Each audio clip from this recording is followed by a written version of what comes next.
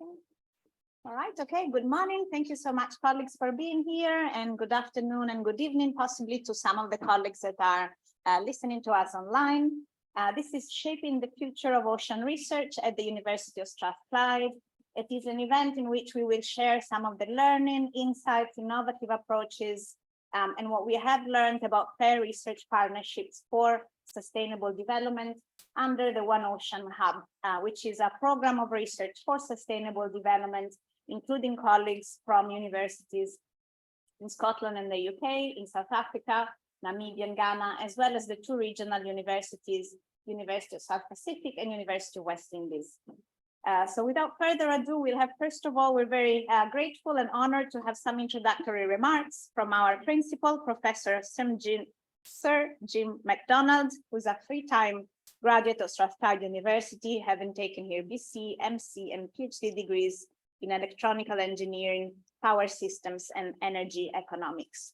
So we'll have a few remarks from Jim, and then we'll hear more about the One Ocean Hub, where we are at with our implementation and learning, and also our vision for the future, which we hope will include many of you and take us in different directions right after. And we have our Deputy Director, Dr. Bernie Snow, to make a presentation to set the scene and allow us to have a fruitful exchange. I would also take maybe this opportunity also to introduce two of our UN partners and colleagues, Angus McKay and Joe Ashipala from the UNITAR, with whom we've been working on developing quite an innovative knowledge translation platform, One Ocean Learn, which we were pleased to launch at the UN Ocean Conference, the second UN Ocean Conference last year in Portugal in July, and where we see as one of the ways in which we are working and enhancing and enlarging our partnerships with different colleagues in the UN system, in intergovernmental organizations, in the non-profit sector, and across research and practices related to sustainable development and the ocean. So that's the plan for today. We have an open morning of kind of learning and reflecting together. And then there will be an afternoon where some of us will be in a more of a workshop mode, trying to chart the path forward towards the future of ocean research. So without further ado, I'll invite Professor Sir Jim to join me on the podium and share a few reflections with us. Thank you so much for joining us. Thank you. Well, Elisa, thank you very much. Good morning, colleagues. Pleasure to be with you. It's a pleasure to be in this building as well. So I've just spent the past 15 minutes in the wrong building looking for this opening ceremony. I nearly opened the wrong conference, but this was my more important start for the day.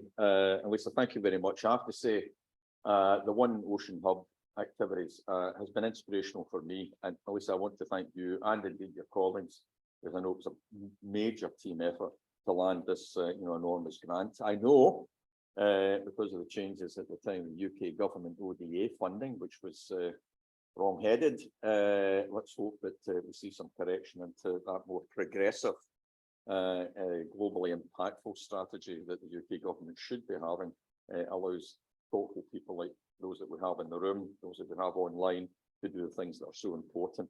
But particular thanks from me to you, Elisa, for your leadership, and also to the 18 partners that are in the programme. And I've just been told some 120 or so researchers, multidisciplinary, addressing, I mean, it's the existential challenge for the 21st century, so let's not pretend otherwise. Climate change, global warming, and we can see the acceleration towards global warming to 1.5 degrees above pre-industrial levels. Enormously worrying, and the IPCC reminding us that inaction, well, this is not their language, but inaction would be a tragedy, and inaction would be, quite frankly, criminal from a lack of responsibility point of view. So the work that you've been doing, and I do read the reports, Elisa, I am a humble engineer, if that's not a contradiction in terms, but I read the reports, I play them into my thinking as an engineer, so that I understand why we need to engineer, excuse the pun, engineer new solutions. And I tend to see, I'm having a very brief side conversation. As an engineer, I tend to see things in systems and systems of systems. I'm also president of the Royal Academy of Engineering, which is one of the UK's national academies. and was one of the co-signatories to the, I remember 3 prime ministers ago, Mr. Johnson. I was one of the signatories to the taking a whole systems approach to achieving net zero, because it's not just technological solutions. Certainly there are technical solutions to be had, whether it's decarbonising energy supply, electrification of transport, imagining or reimagining the built environment. But unless we get this convergence between technology, policy, economics, society, and the regulatory frameworks that sit behind it, we won't achieve very much.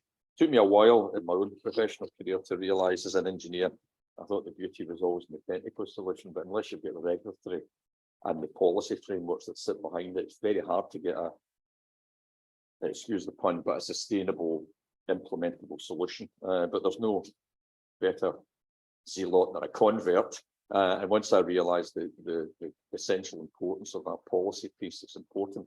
But policy has to be based on evidence. Policy has to be based on the truth of what the consequences are of certain policy paths.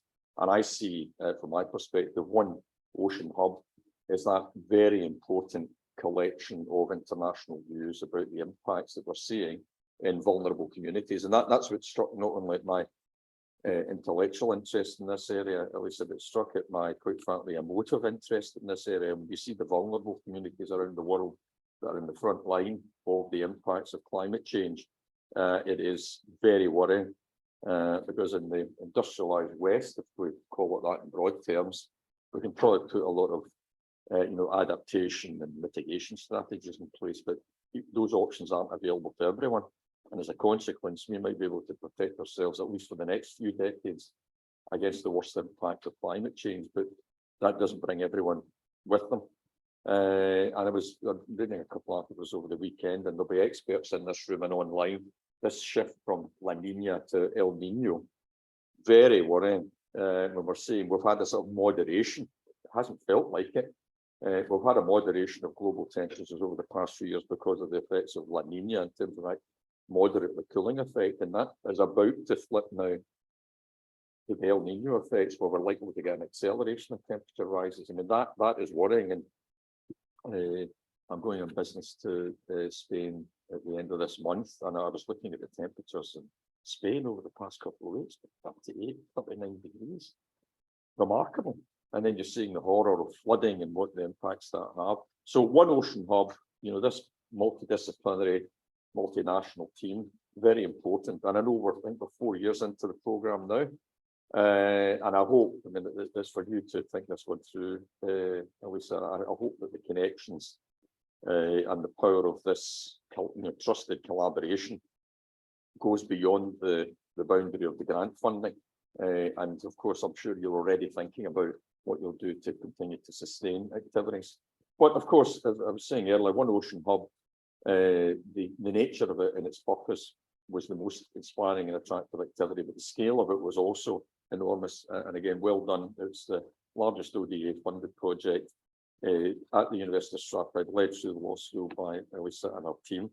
And I think the research and development you've been leading, this is through fair and equitable partnerships, developed, which is interesting, and I'd love to find out more about this, but not today, and I wish I could stay with you.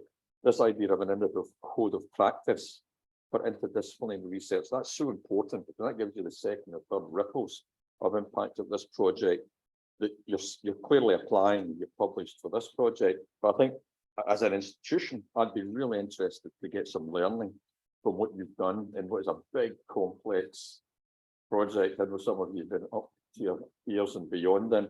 And I think what we can do is take some learning, because I'm absolutely committed to that multidisciplinary, interdisciplinary approach. I should say to you, you can't conduct multidisciplinary work without having strong disciplines.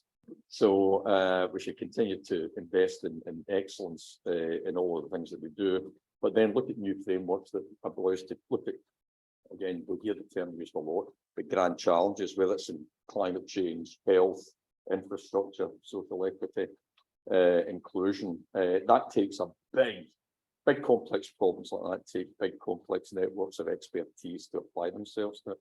And for your interest, the Royal Academy of Engineering, we are and I'm leading with my chin on this one. We're about to make a major push to try and put sustainability right into the heart of all engineering education, not just an elective, not just it might be worthwhile choosing a module or two, but designing it and having the engineering profession. I can address the UK issue. All nations are engineering activity, but if we can lead from the front of the UK, because that's the cry out from our students. Our students are saying, educate us so that we can make a difference. Give us what we need to know so that when we become professionals, we can be at the sharp end of solutions. So we'll see how we go on. In the UK, we've got 43 professional engineering institutions and organisations. The sort of superior entity is the Royal Academy of Engineering, and we work very respectfully with our colleagues across the various engineering institutions. And I think we're getting close to a tipping point. Why? Because our enlightened, socially progressive young people are telling us that what needs to be done. So we need to shake down some of the constraints that we often find in, for example, accreditation of engineering courses, so that we don't accidentally put inhibitors to educating and training and inspiring the young people. Quite frankly, they're going to be the solution to what we have to do.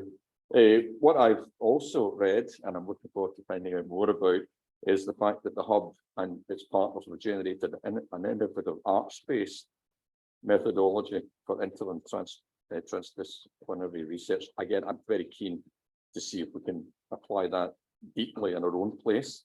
And these have been recognised by the UN Decade for Ocean Science and the EU Marine Board. So without me going on about systems too much, I mean, I'll leave you with a couple of thoughts of that, and I do think about this all the time. I sit in the Prime Minister's Council for Science and Technology, and I also co-chair the Scottish Government's Energy Advisory Board. So we're talking about this all the time. Scottish Government, to their credit, not political statement, simply an observation, led probably really through the leadership of Chris Stark, who's now the Chief Executive of the Committee on Climate Change, this idea of an energy system perspective, heat, transport, electricity, end uses, different sources of energy. And we've now faced, we've talked a lot about in the past decade about the energy trilemma. We've got these competing forces of decarbonisation of energy, the cost and affordability of energy, and the security of supply. And very often these three vectors are moving in the wrong direction from each other. So you've got big choices to make. But it's actually, as someone said, it's even more complicated than that. And if I destroy the English language, it could be a quadrilemma, where you add in the need to maybe build economic opportunities. A friend of mine from the London School of Economics, he talks about the need to build new industries, new supply chains that help us decarbonise. And so we should do. But the quadrilemma is one thing, but then it's a quintilemma, because unless you put that vector in of public and social acceptability and participation, then it won't work.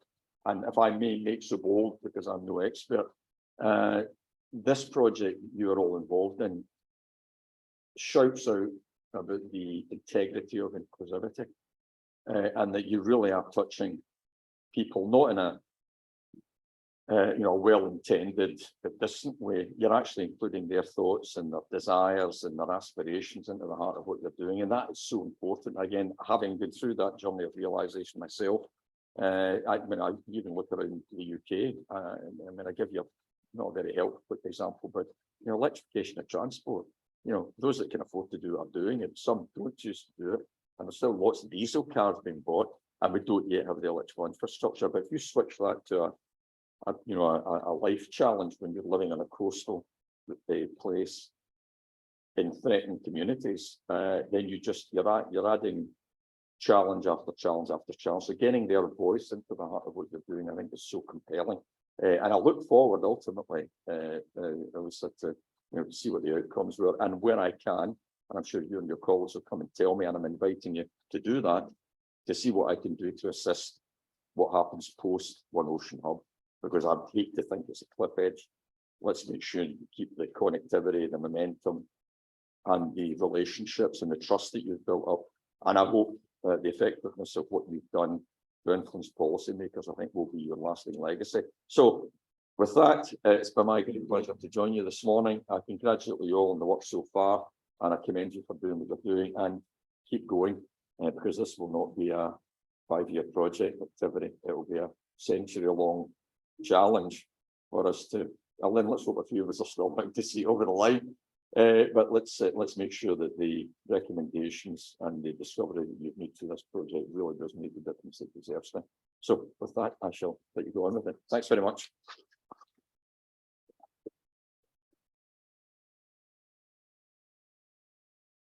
Right, I think those opening words were really the right fuel for us to get into maybe more depth around the learning of the One Ocean Hub, what we have tried. I think Sir Jim already mentioned a few things that are quite critical and distinctive about our work in terms of the ethics, the fair partnerships, but also some of the more deeper research innovations, both in terms of the methods and the topics, and how far we have also both received recognition and further engaged in developing them from the local level to the international, everything in between and all around.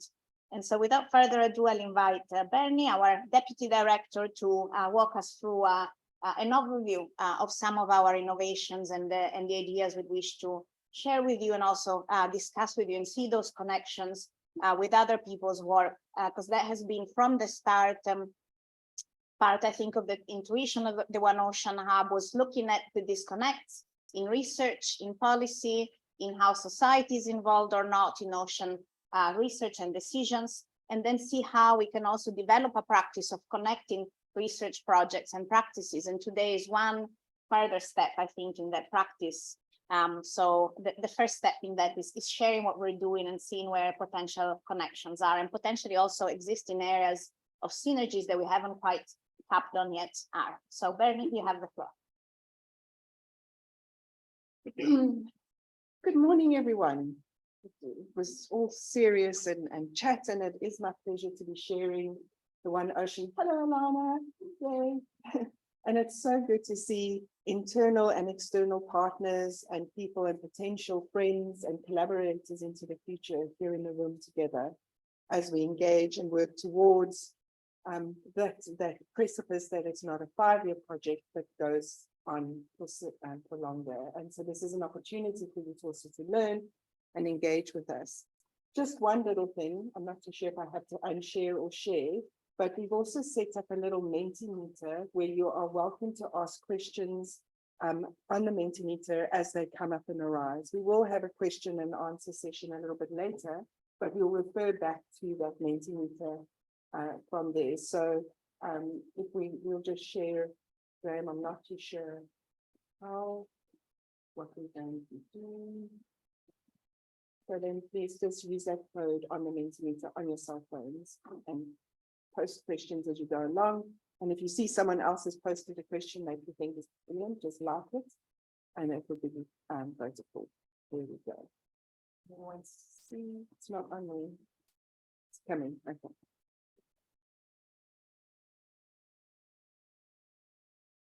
I can see it. So go to mentimeter.com, just like that, MENTI.com. And then there is a code, which I can give you. So if you want to go into mentimeter.com, there, while it's coming up, having a bit of an issue, not a problem. The code is 4514, 4514. And then the next 4 numbers, 6379. So in total, 4514, 6379. Has everyone got it? Mentimeter.com, so www.mentimeter.com. You can tell we're not in the engineering department of technology. And it's 45146379 is the code. Apologies, it's not coming up. Has everyone got it, or must I repeat it again? Good, good to go. Repeat the number. Okay, 4514 6379. I can see people are coming on because the numbers are going up. All right, now can you give me my screen back, please?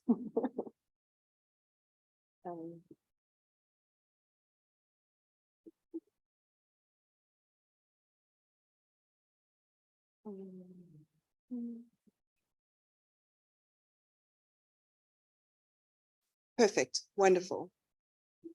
Right, so please do ask questions as we go along. So I'm going to just give a little overview of the One Ocean Hub. It has been going for 4 years now already, and we are entering into our 5th year, as already mentioned. We have really done quite a lot within this space of time, so I'm only going to share snippets with you as we go along. It is an international program for research for development, connecting the disconnects, which is really important. It's looking at bringing those voices and those opportunities that are often missed from an international right down to a local level across different scales. Really important and underpinning the One Ocean Hub are the fair partnerships, so fair and equitable partnerships, which are not only between researchers and scientists. Oh, sorry. Oops. I did warn our technology. Which one is it you're presenting? This This one. one. That's it.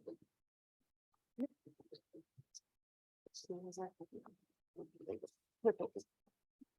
Right, and then I had to do something else, move something. I'm sorry, Senior, I can't move that little goodie, it's not that. Okay, perfect, thank you. So it's also to learn from different knowledge systems. So it's not only from an academic perspective, it's really important to understand there are different ways of knowing and deep and rich information and knowledge. We have over 126 researchers and we have around 21 partners. So what is the vision of the hub? We would look at overall is looking at inclusive decision-making for a healthy ocean, whereby people and planet flourish. And if you go to our website, you will see it there. So it's quite a huge ideal, but we focus this down very clearly in terms of transformative, responsive to ocean challenges, influence decision and practice, promote sustainability and justice, connect law, science, and policy, integrated ocean governance, bringing all the different aspects together, and empower communities, women, children, and youth. So how do we do this? As I said, we are a large research collective. We have focal areas in country, in South Africa, Namibia, and Ghana. And the regional areas, as already mentioned by Surgeon this morning, is in the Pacific and the Caribbean. We look at interdisciplinary research, that is the focus of the funding mechanism. However, the One Ocean Hub has advanced quite clearly on transdisciplinarity, particularly if we are going to look at inclusive knowledge within decision-making processes. We have also a very large international research focus, which focuses on the human rights, the ocean climate nexus, the transdisciplinarity, and learning through co-production. So this is working with, we have some partners here within the UN, and some of the work that I'll present to you as we go along will also be talking about this work that we do. So what are these innovative partnerships between the researchers, civil society, indigenous peoples, small-scale fishers, the UN, and national governments across these variety of scales that are presented? These innovative partnerships lead to a multi-dimensional look at poverty. It can also connect the capacity on how we value the oceans and the resources. It identifies and addresses data gaps. It looks at how we can integrate it into ecosystem management, how we can de-risk ocean investment.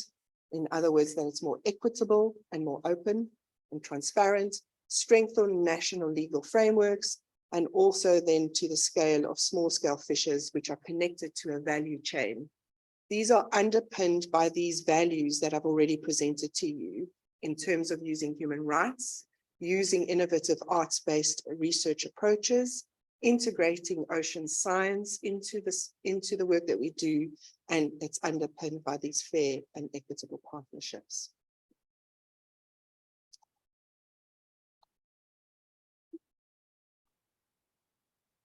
Go. Right, so what do? We look at different areas or spheres or broad themes, and these are blue economy and society, looking at capacity strengthening in an ability to make decisions, capacity strengthening in building ocean science researchers, particularly within the deep sea research space in our partner countries. We focus on some of the integrated tools like marine spatial planning, environmental and human rights law, as well as the connectivity and valuing from an ocean cultural perspective. So it is really important that we have human rights central to the Ocean Hub. So we have looked at things like rights of small scale fishers as ocean defenders, the rights of children and young people, the rights of indigenous peoples and local communities in participating in ocean governance. I'm going to show you a little film next, just to illustrate some of the work we've done.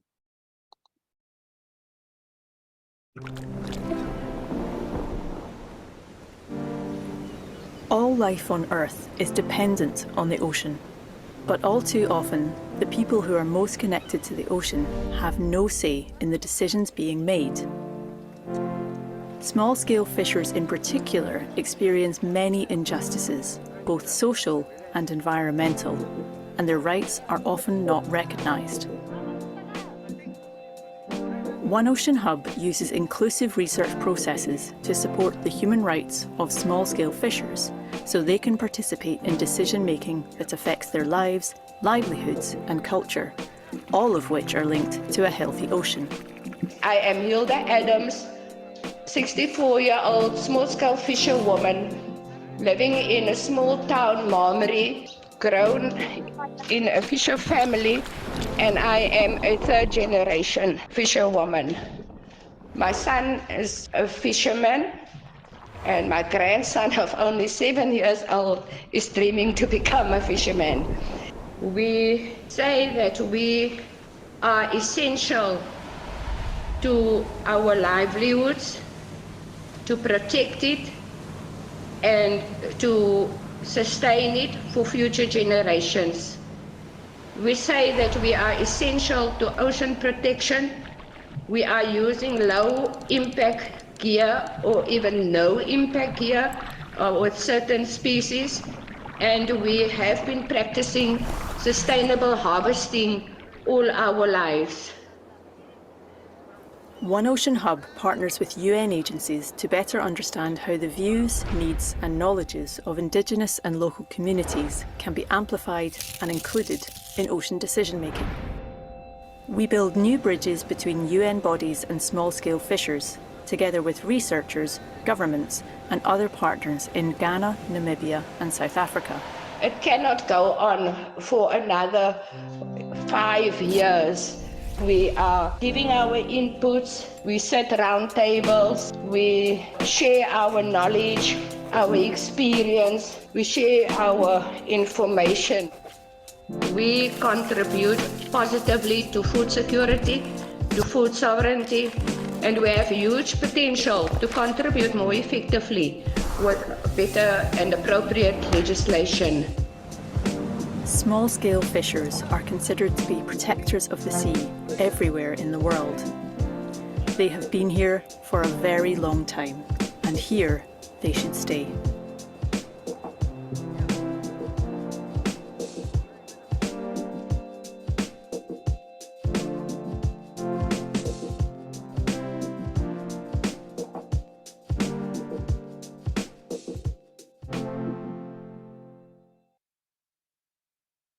We have to thank the lovely voice is one of our project manager who narrates this piece for us, Pippin, who's sitting over there. I think we barely started with the project and we said, Pippin sounds lovely. She's going to narrate for us as we were looking through it. So we also have looked at climate change, as already mentioned, So looking at ecosystem and fish stock assessment for important fish species in different countries that are at risk by several cumulative impacts, including climate change, but also things like pollution and overfishing, and different vulnerabilities assessments are being done, which feed into collaborative databases around in the 3 countries that we work in. We're also building capacity for deep sea research of marine habitats and biodiversity, because these are impacted by fishing, vulnerable to climate change, and also the fluctuations within the sea temperature. They play an extremely important role in carbon storage at a global scale, not only at a local scale. We also look at online tools that have been developed to identify various deep sea species, for example, using underwater photography and sharing this across within the Atlantic. Some of the exciting things around arts-based research, and I'm going to share a little bit more with you about these different initiatives. But these have really been important as transformative approaches within how we undertake research. And that's where a lot of the innovation has come in. They have been ongoing and iterative since the start of the hub, which has really also produced a lot of learning with what we have done. It also generates dialogue and has provided a platform for conversations at various places, even at an international level, for example, at COP, but I will share a bit more about that. Some of the key sort of platforms for this has been things like digital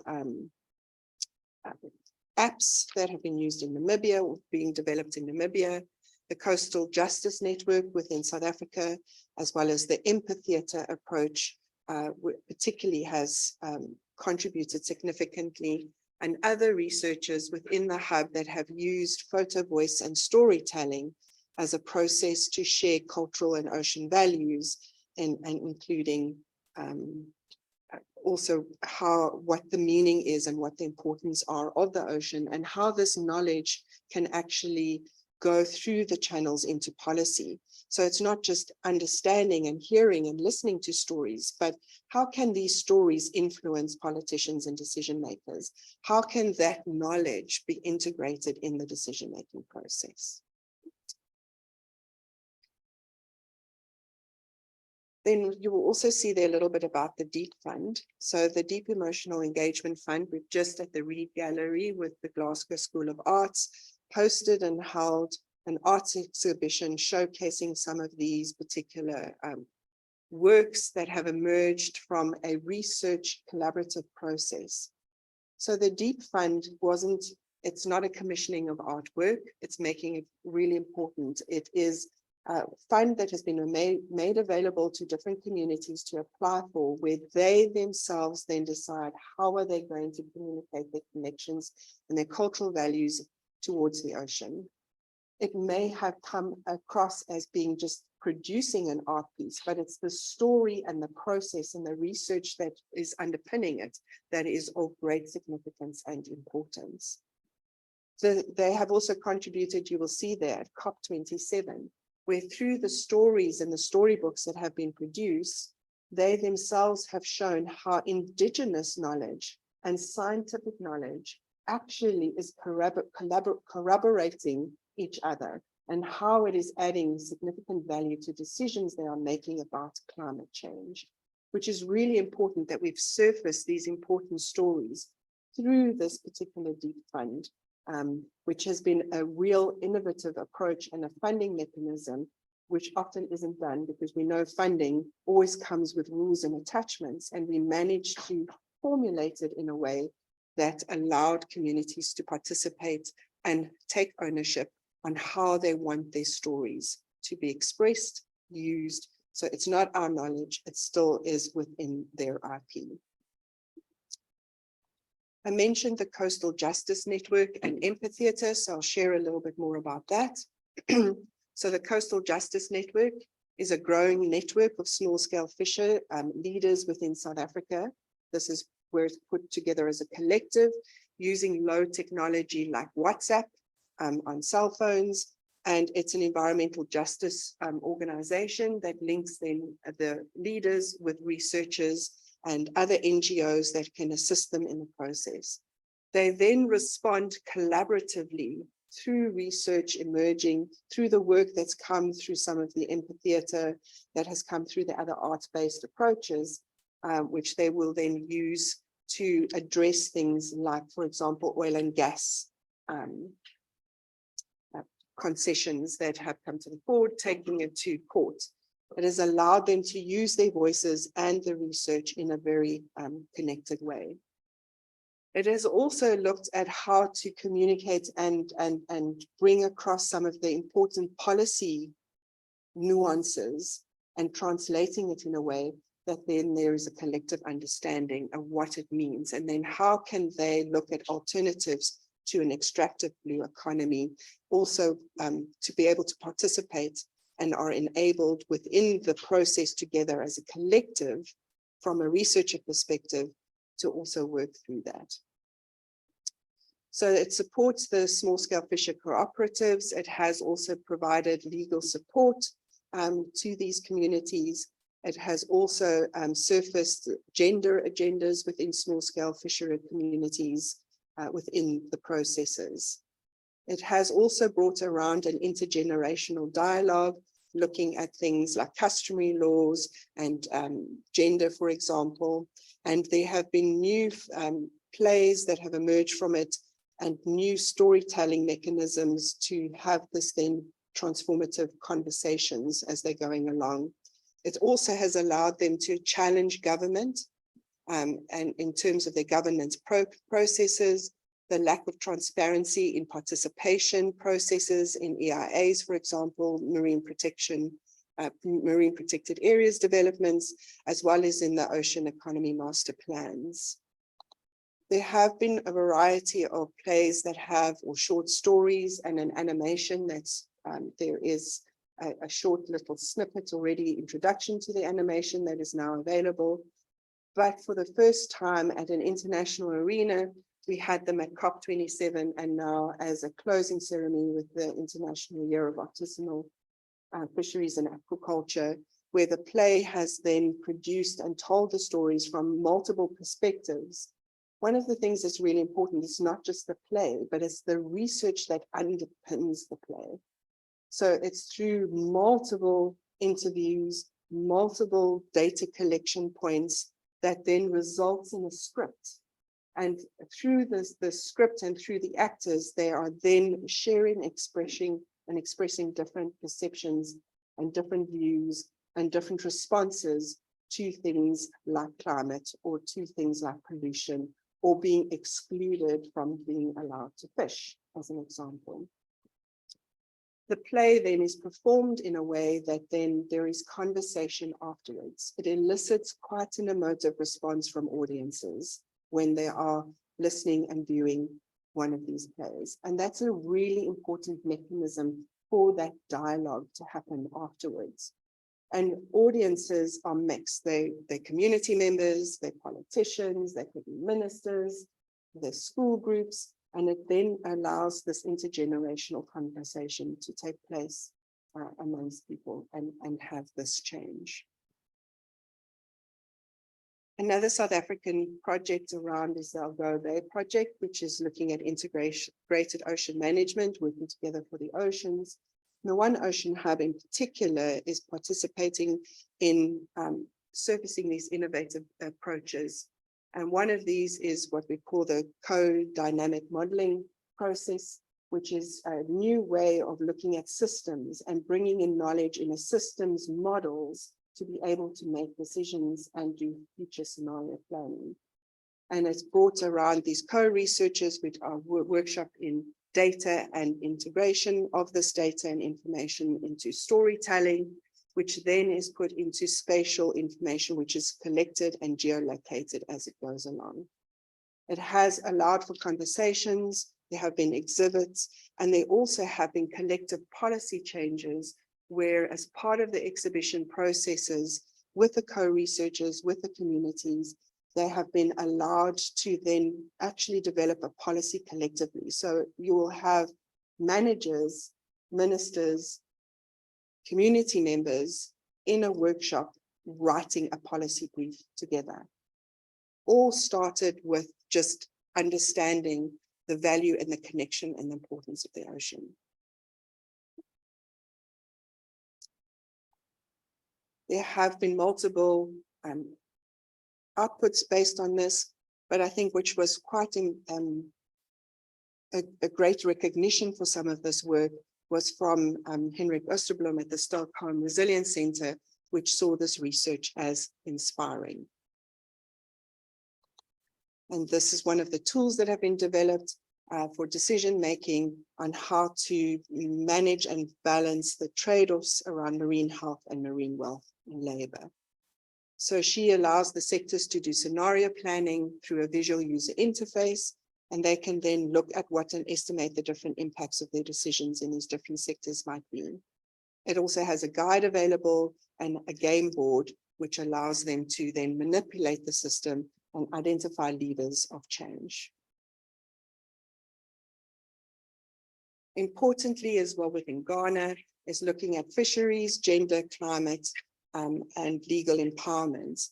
So advancing fishery science through a geo-meta database, impact projects in terms of corroboration of research results by local fishermen, also stock assessment models and validation of these innovative models that are being produced. We have colleagues in this room who are really important within this. They have had regional pop-up legal clinics provided particularly for communities and women in these communities for immediate legal support and how to plan and look at developing a permanent law clinic. There's also ongoing sociological research with women and the impact of women in these small-scale fishery sectors. We're also looking at arts-based gender approaches for cultural heritage and small-scale fishing communities. One of these that started with a deep fund project is Cocooned in Harmony, which also we recently had a showing as part of the deep fund exhibit, which unfortunately is now over. And this is looking at power, agency, and multiple realities of songs of Indigenous Ghanaian fisher folk. And I know some of you were able to view this when last week, I think it was, seems like forever ago. It's also advancing and understanding particularly customary laws of small-scale fishers in doing comparative analysis with South Africa and Namibia, and also legal research on children in small-scale fishing communities and impacts of climate change and child labor in particular.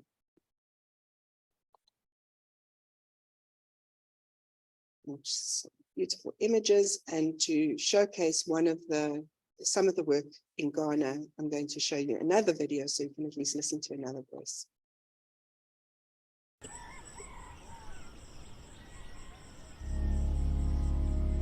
Fishing is important to coastal communities in Ghana, and indeed it's important to Ghana as a whole. The culture of the people is directly connected to their relationship to the ocean, and fishing is part of that relationship. Fishing is at the core of their identities, their religion, their culture is all directly linked to their activities as fishermen and fisherwomen. And so any impacts on that, on the fish, has impacts which go beyond just economics.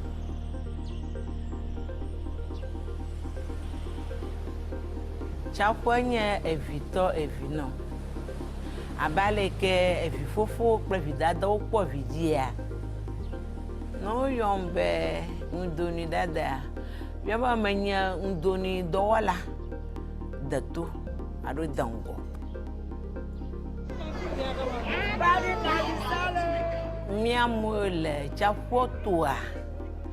Nenye banguchoko tomala viela le chamodi buya. Nyongo timpona goma.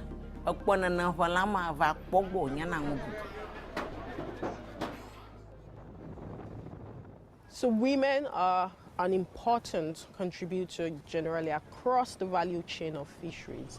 They are at the pre-harvest, and once the fishermen are back from the sea, the women also take over and deal with the processing of the fish, the marketing, the selling. But because of the cultural norms around fishing in this part of the world, women are often excluded from governance processes and decision-making processes, both at local levels as well as national levels.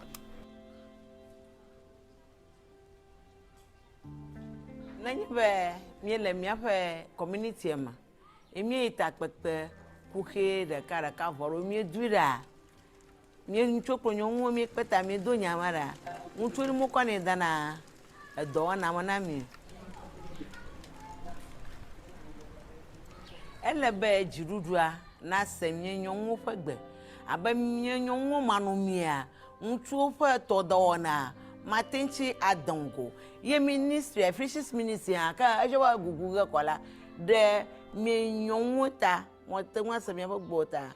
E wo bogu ga no se mi ƒe gba ge ngono.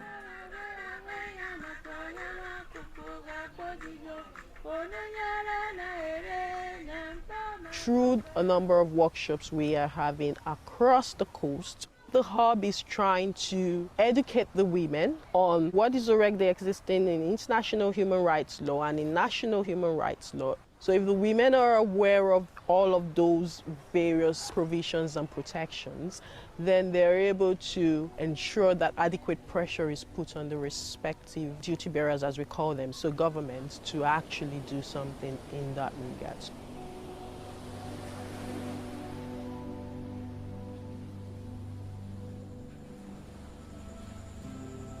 Abe eƒe geɖewo va yinea le ɖɔkplɔ ha me le míaƒe etɔtɔƒia woɖena lã wosuna gbɔ. Mi nyɔnu mi nɔ ŋdɔ wɔ keke ŋu kena ɖe mía dzi. Gake fie mi le fia. Afi na yi ɖe tɔƒo, ayi ɖe tsia nu ava kpɔ lã gbɔ ba ƒe me. Eva sesa. Ŋutsuwo yɔ yi me ɖe etɔ dzia. Ɖe eʋu gã le tsia dzi ƒe nugbegblẽ ta elã yewo ʋuviwo va ɖe akɔvi na mi. Mi hã mi yia eʋu gã va xɔ mo si ɖeɖem ta. Wo bo ho va kɔ tsike vɔ eva dedem tɔ me wo be elãwo katã le tɔ ma eʋu akpagatɔ kuna ɖe tsia me.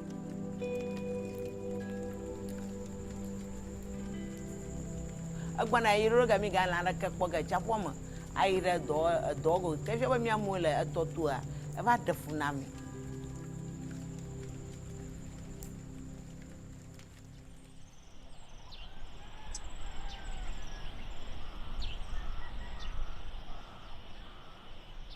So one of the other interventions that the One Ocean Hub is doing in terms of fisheries in Ghana is we're developing tools which are backed by science and research that will help government of Ghana in particular to make decisions around how to manage the fish stocks. Mi nyɔnuwo ƒe elãyilewo ƒe dɔwɔƒe ewɔ ƒe nye be nenye be ŋutsuwo vɛ derɔ wokplɔ rɔvɔ ko elã manyomanyo kɔ vɛ ne mi katã miegbe mieƒlio ke etsia yi ke le be ŋutsuwo na dzudzɔ moga erɔvɔ kplɔ go nenye be dziɖuɖua si na mia mi katã mietsɔ asi le asi me ewɔ dɔ ɖeke miaƒe tsaƒua miagakpɔ ŋuɖuɖu tso me. Yes. I think there is hope that by strengthening the rights of women, that women are empowered to be able to take a strong position which allows them make decisions which can and will protect the marine environment.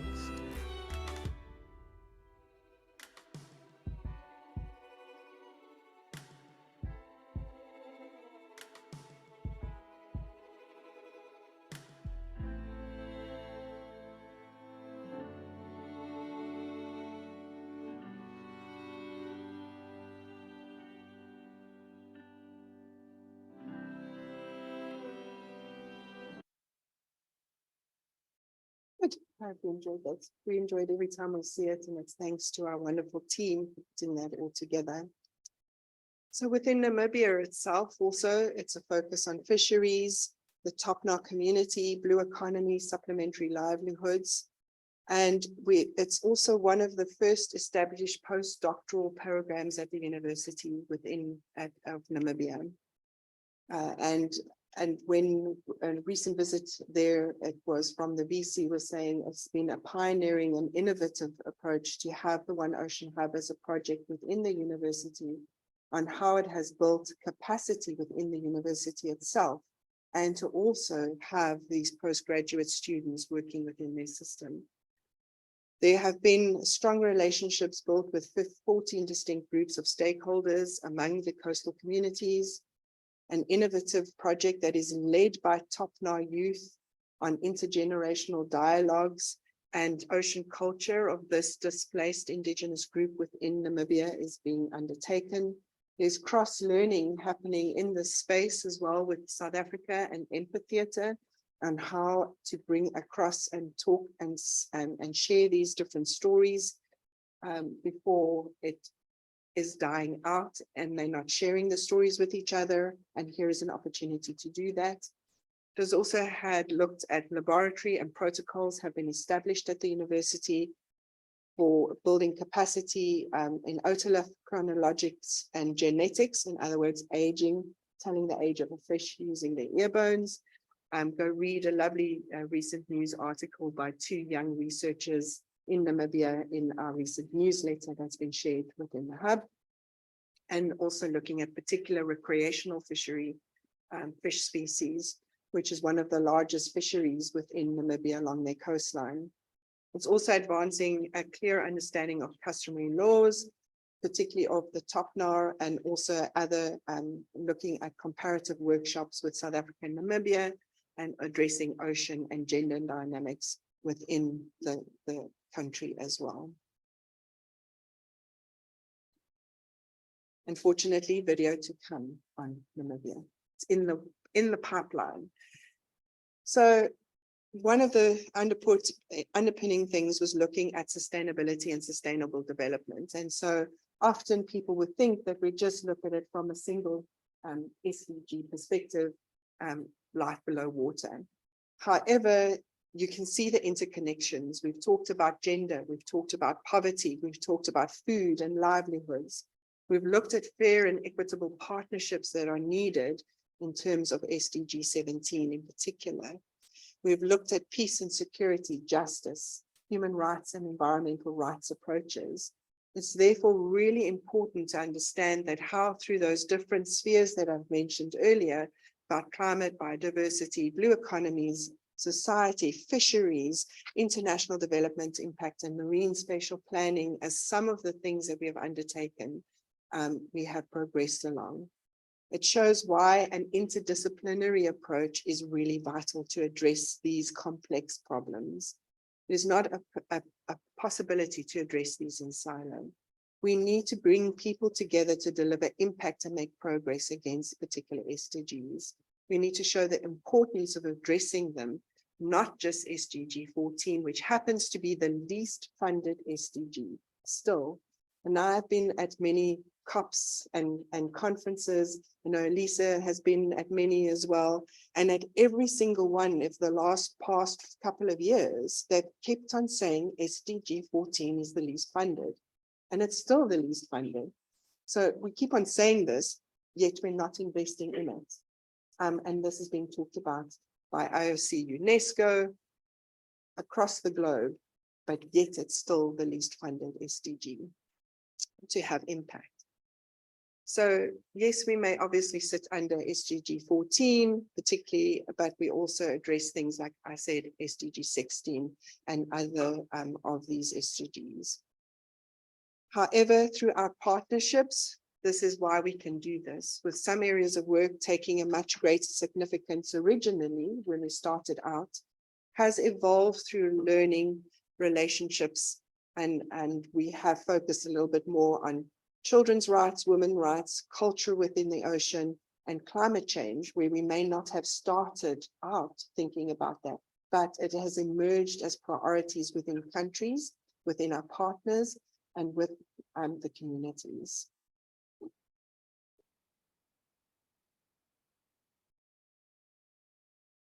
So connecting, learning, amplifying local voices across these international oceans for ocean governance has been really important. We have worked with a variety of human rights councils within the climate change UNFCCC, Oceans and Law of the Sea. We've had multiple interventions, policy briefs, blog posts that all have been contributing quite significantly, and we have been able to evidence this as we go along. It has also contributed significantly within the UN Decade for Ocean Science and Sustainable Development. We have been recognized as one of the forerunners in transdisciplinarity within the decade. We are a project for deep sea capacity building under the Challenger 150 program within the UN endorsed programs. And under this, we have developed an African network for deep sea researchers as a sub-project within the Challenger 150. So we can see that there's significant impact we've had at an international level through working collaboratively in partnership and amplifying these local voices in terms of where is capacity lacking, where are the problems and issues, where is the connectivity, and bringing these into these locals, into these international spaces has been really transformative, I think, for those of us who are involved.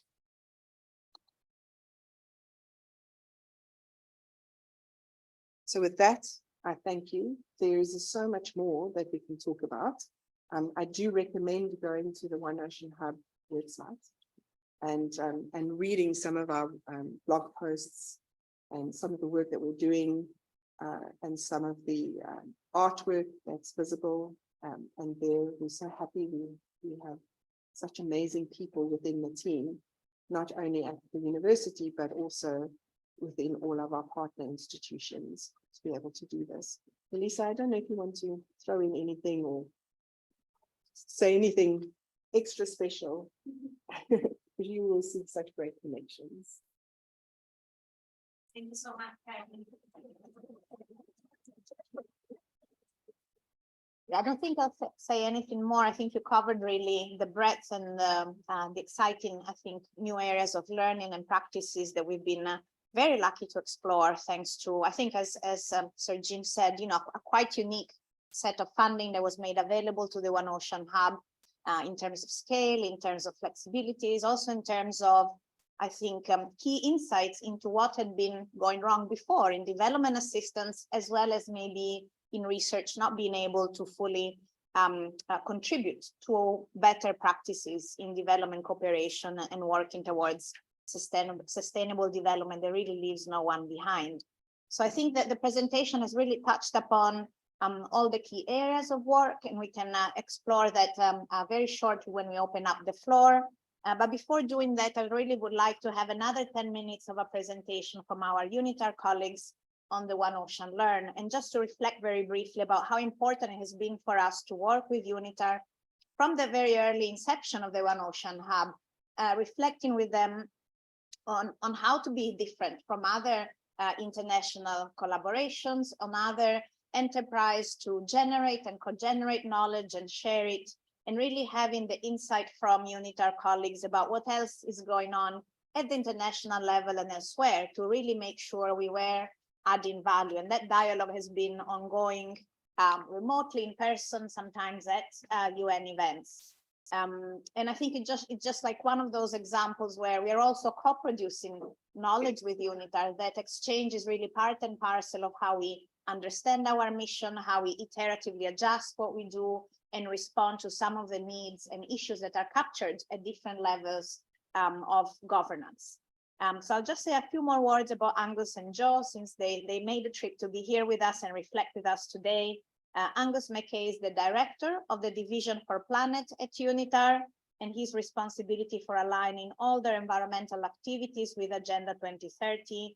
I think it's been really important for us to discuss with Angus how how we can really, bring more centrally the ocean across conversations on the SDGs, including very much on that point that Bernie raised around how that remains still the one SDG that's left behind effectively, both in terms of governance, in terms of funding, but also in terms of really seizing the opportunities for delivery of multiple SDGs, and particularly really finding new understanding of the SDG 17, the global partnerships, and SDG 16, the element of justice in seeking and working towards sustainability. And so I note that Angus has also recently been appointed to the board of the Multi-Donor Fund of the Climate Vulnerable Forum.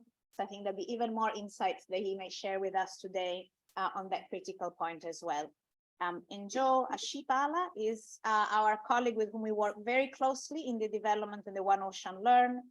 She's focusing on climate learning, and besides coordinating the One Ocean Learn platform, she's also coordinating the UNCC Learn, the Climate Change Learn platform that has been our initial inspiration for this work. And she's focusing on Ethiopia, Malawi, Zambia, Zimbabwe. So thank you so much both to Angus and Jo for being here. I will leave you the floor. We're really keen to hear from you how far we've got with our work on the One Ocean Learn platform. And we look forward to discussing with all of you how we can take it forward and invite new partners to continue that enterprise with us. And maybe just to say, as we set up our PowerPoint, that's really very much thinking through those, connecting others who are advancing ocean research and partnerships, and part of that multi-level effort to bring in different sources of knowledge together. But particularly, maybe as we say, shining a light on those voices and sources of knowledge that are maybe further away and would benefit from that support to being connected to other more visible or more well-resourced sources of knowledge out there. So without further ado, hopefully we'll sort out the slides in a second.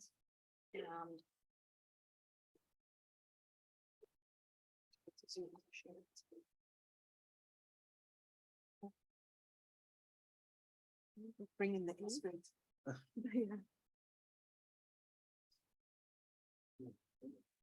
Great, thank you so much. It's really lovely to be here. I don't frequently have to confront the strange coincidence between my very Scottish name and the way that I speak English language. And maybe that's one of the reasons why I joined the UN, to run away from all of that. But I hope you'll forgive me. You look like I'm going to cry. But my grandfather was born and bred in this city, and a very long time ago. And my father, who worked in the shipping industry as well on the Clyde, and I actually remember coming here when I was about 6 or 7, to view what must have been then the last vestiges of that enormous industry that has defined this part of the world for centuries, perhaps, and perhaps it will be again in the future. So always lovely to come back to places of heritage and connection. I think it's very much in keeping with the spirit of this project as well. So yes, indeed, thank you, Elisa. Josephina and I from the United Nations Institute for Training and Research. We're based in Geneva. UNITAR is, I guess, the principal training arm of the UN system that focuses externally on developing countries. And yes, Sustainable Development Goals is our main thing, of course, and we believe that through training and building human skills and experience that we can help to make Agenda 2030 reality. But of course, here we are halfway to 2030, and as we reach that tipping point, the conversation must inevitably turn to what's next after 2030. And programs like this one, and I thought Sir Jim's comments this morning were inspiring, insightful. You've obviously got a very good relationship with the top of the office, Elisa, which is probably your most important job. That's what we all have to do. I think that there's a lot in this program that can help us to shape that future beyond 2030. So we're delighted to be here. We're very happy to be part of this. We're honoured actually to be part of this project. Because whilst the science is clear that human activity is degrading our oceans in an unsustainable way, and that the videos showed that, we've yet, of course, to fully understand how we can really come together as a global community to make these decisions about managing the global commons for the future. You know, it's been for centuries we've worried about this whole issue of managing common spaces, and we've now reached a point where we can no longer just sort of keep saying, well, we'll figure it out later. So it's a tough job, and I think there's something about the blend that you alluded to, Bernie, in your presentation of all these different elements. It's kind of confusing, and I was listening to you and I was going, my God, there's so much here. But we've all personally got to sift through this and figure out where these connections are so that we don't work in silos, that we work across the SDGs and so on. So what we'd like to share with you today is this new learning space, which has been much talked about in Lisbon and since then as well, which is part of this One Ocean Global Initiative. And it's a space that it is essentially built on one idea, that we must recognize the voices of the many and build on different types of knowledge, formal, informal, academic, and traditional. So it's called One Ocean Learn, and our tagline is not just another webinar on oceans. And with that, let me hand over to you, Jo. Thank you, Angus. Good morning, everyone. Quite happy to be here today. And after the very interesting presentations by Bernie, I can't help but see the connection already between the various components of the partners from different parts of the world. So I'm Josephine, as Angus mentioned. So we're coming from UNITA, and I am from Namibia. Do we have anyone from Namibia here? Oh, nice to meet you. Nice to see you. Okay, so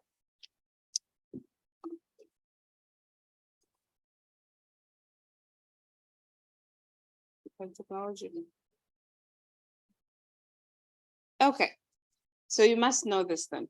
Okay, so this is we call it onyoka. I don't know, has anyone ever seen it before? Okay, so in the Oshivambo culture, I'm part of the Ovambo people. It's quite an important traditional jewelry, which we use in many occasions, which is made from the mussel shells that you can see, that small picture that you see there. And we use it in various occasions traditionally to welcome newborn babies. Newborn babies into the family. That baby there is my nephew. So I had the opportunity to welcome him to the family since my brother's son, as his aunt from the dad's maternal family.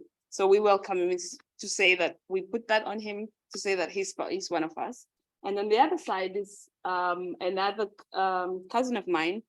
And what she's wearing is the same thing around her waist and her hips and around her neck as well. And it was just something that she did as well before her wedding. So it's something that's entrenched within our culture. And this is just an example. So growing up in Walfish Bay as a child, I remember seeing these women waking up very early, around 4 or 5 a.m. to go out to the beach. The beach is between Walfish Bay and Swakopmund, to go and collect these mussel shells that would, then they would work on them to turn them into this beautiful jewelry. If you've been to Namibia, usually it's quite hot, but Walfish Bay, because of the Bengola current, is quite cold. I think when we're growing up, it was for the one place we used to say it's the one place in the country where you can experience all 4 seasons in one day within 24 hours, whereas the rest of the country is like either the rainy season or the dry season. So it's quite important when you think about what these women were doing early morning, quite cold, to go pick these mussel shells that were washing up the beaches along Walfish Bay and Swakopmund. So why on earth am I telling you about this? Actually, I wanted to highlight the one thing, which is our connections that we have with the oceans. If you look at that map, you will be able to see, of course, the Atlantic Ocean, where we are at the moment. Okay, I can do it here. And what I'm talking about was here, but it's all along the Atlantic Ocean, that connectivity. We may not do the same things, but for some reason, we're all connected. And that connectivity is, I think, our strength. And that's why we think that the One Ocean Land could be that platform to help us also to take advantage of that connectivity to bring better governance to this resource that we have. So of course, when we talk about good governance, we talk about inclusive governance as well. So if we are connected by the oceans, whether it's by our livelihoods or our cultures and traditions, there's also another element that is a new element, that's internet that connects us. How can we then use this existing connectivity and reinforce it without imposing whatever it is that we think is good governance? So the internet and the digital world connects us.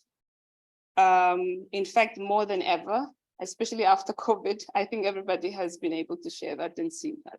So then how can we use the digital connectivity to strengthen what already connects us through the oceans? And I guess that I leave it back to Angus. Yeah, thanks. Thanks, Joe. And I think just to add to your vision of these ladies getting up early in the freezing cold morning or the boiling hot afternoon, collecting these shells, is the idea that if you spend a lifetime doing that, and because humans are such incredible sensory creatures, aren't we? Think of the wealth of knowledge and experience that those women are actually gaining just by being in that environment for so long, you know, watching the tides go in and out, seeing the shifts maybe in the shape of the land, maybe looking at the interaction between weather patterns and so on. All of this is being assimilated, and it's an incredible source of very localized and relevant information, but potentially knowledge. We must tap into that. We're not doing it. I don't think a website is going to do it either, but if we design that digital space in ways that are in a way that is sensitive to that challenge, we've got a better chance, I think. And I hope that future generations, other people in this room, will be able to build on what we started. So let me just give a couple of examples of how this site is developing, and give you a couple of a sense of some of the features that we have integrated. It doesn't provide all the answers. I really want to caveat that, but I hope that this One Ocean Learn site will help users think in a slightly different way about the digital space. So first of all, if we can have that person, yeah. It also provides a curated space on art and culture, and Brennan, you referred to this, and I think it's no surprise that we're reflecting that in this space as well. So the idea is that through visual images and stories that one can reach out to more people and in different ways. But in order to connect to important policy discussions and debates, and I was taking notes on the way that you talked about research underpinning the art, and then there needs to be that connection there. So the image that you've got on the screen now is actually drawn from our first exhibition. It's called Traditions and Tales from the Sea, and it's by the artist Julia Tostado, and it evokes the power of stories and myths from around the world, and also rather cleverly, these images, they're actually live in the sense that if you go onto the site, they change with time of day, and they also change in relation to prevailing weather conditions. You get it. So if you look at that website in one location in the world, it may look different to you than in another, which we thought was quite an interesting way of showing this connection. They're also, and this is the most important thing, they're sort of bandwidth friendly. and this has been tested. So yes, you do need connection, but they're not so heavy that you need, very wide bandwidth in order to be able to appreciate and engage with the images. Secondly, move to the next slide. We've got a learning space. So UNITAR is a learning institution. We think that through knowledge acquisition and skills acquisition, we think that is a driving force for policy change as well. And if you can do that in a social space where you can connect, then this is an extremely powerful tool. So what you see now up on screen is a selection of what we're calling learning pathways. And what's happening here is essentially we have a process that literally pulls together relatively rapidly a tailored selection of resources from both online but also other sources, and we pull it together into a short course, very much tailored to whatever topic is most popular or most important at the time. So at the moment we've got one on, for example, the role of local knowledge in ocean science. We've got one on ocean plastics and so on. And I've been through these learning pathways, and so they're really quite fun to do, and they only take an hour of your time, but they really give you a structured sense of what's going on in that space. So Google can't do this, right? Google, you have to go and find things. You don't quite know whether it's credible or not. You're slightly in the hands of the search engine. But here we've through the skills that we have in the team and the knowledge that we have in the team, we're creating a credible product relatively quickly. Now, if you press the button again, enter stage right, the new beast, artificial intelligence, and I'm sure there's more than a few views in the room about this. Is it a good guy? Is it a bad guy? Is it both? Whatever you may think about it, it's here to stay. And every day there's a new story sort of saying, "Oh, terrible things are going to happen."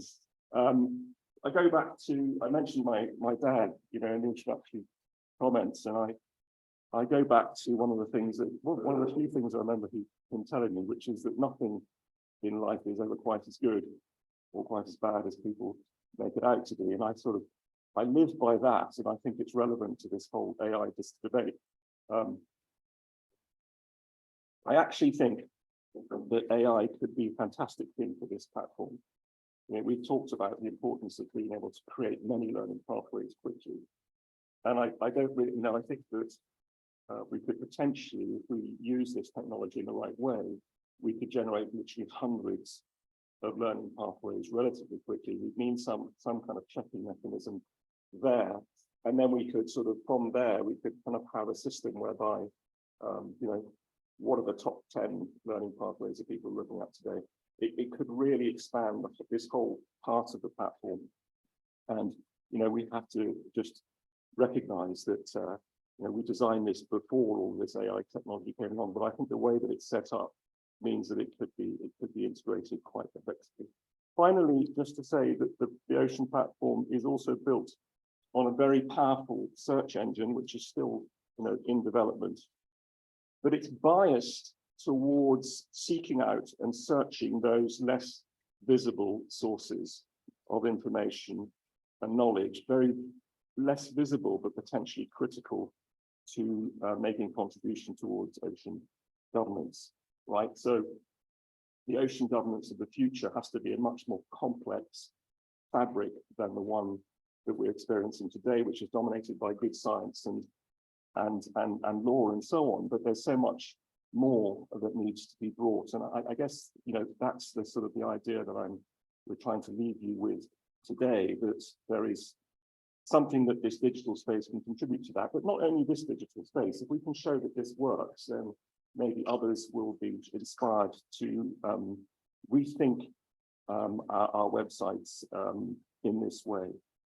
So I think that's the main thing that I wanted to share today. You can obviously, how do you reach it? Yeah, you just, I think if you take, that's a QR code, you can access the OneOcean learn a platform through that QR code. But if you are having trouble with that, I think we can share it with the team, and then they can share with everyone else.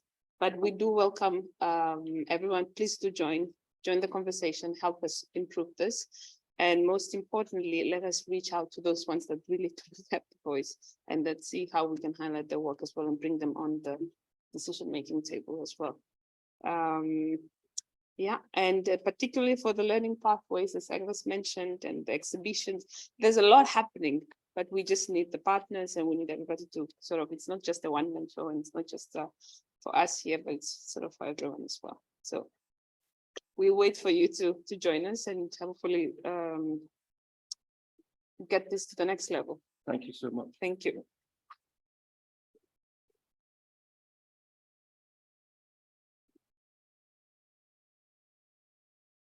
So much. I think the presentation only shows a glimpse of how beautiful and I think inspiring the platform is, and how different it is, I think, from many other sources of knowledge that maybe are also less attractive or captivating. And I think having been able to develop an online space that is so alluring and beautiful in itself, I think speaks to a different approach to learning, curiosity, and bringing different people together in that space. So I do invite all our colleagues here and online to visit the platform and stay in touch, send us ideas and potentially opportunities for us to collaborate. So we have quite a bit of time now for questions, both on the presentations you've heard, but also anything else that you may have learned online or heard about the One Ocean Hub. And really have that opportunity to explore potential for connections with other work, and hopefully also opportunities for new partnerships moving forward.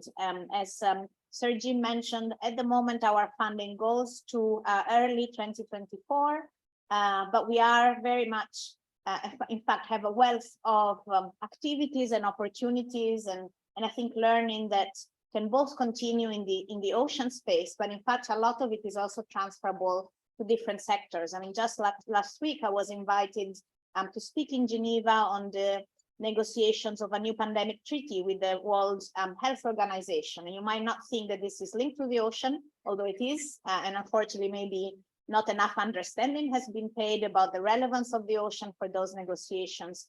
But besides that, I think what we've learned in terms of understanding the barriers to using knowledge and co-producing knowledge, those fair partnerships that contribute to more inclusive governance and sustainable development, they're all important lessons that we're hoping to continue to practice and learn from and develop with others. So without further ado, I'll open the floor, still here physically with the people in the room, but also online. Maybe I'll try. I think I should be able to monitor from here, but in case I miss anything, Senya, maybe you'll keep me straight. But yeah, let's see if anyone is willing to break the ice and throw some questions at the One Ocean colleagues in the room.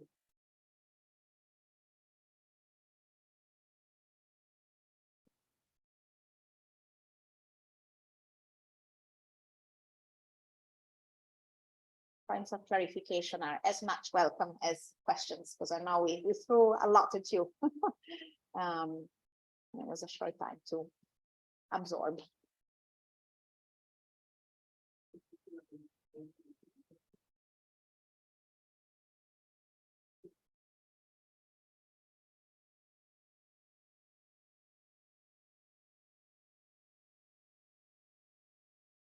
Yes, please. Thank you so much for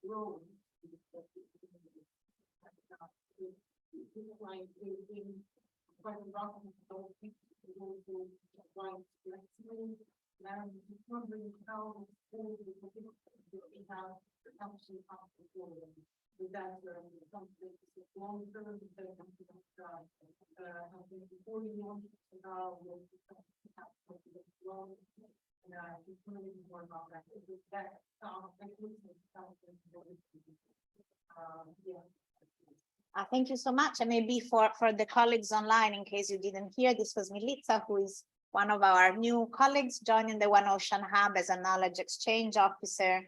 And she was asking to expand on the art-based methodologies, how they come about, and also how you build that relationships with communities.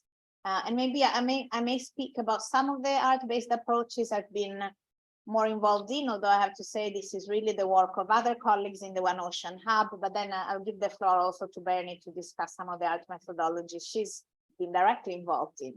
But I think one part of art-based approaches that have been more involved, following from a distance, but also trying to understand the relevance from a human rights perspective, has been the work of our colleagues at the University of Rhodes in South Africa, and other actually universities that have joined efforts with them across South Africa, Empatheater. And what's been really interesting there, and I think it was a methodology that had already been developed by colleagues at Rhodes, had been applied also in partnership with other universities and applied to different topics, including migrant women, drug addiction.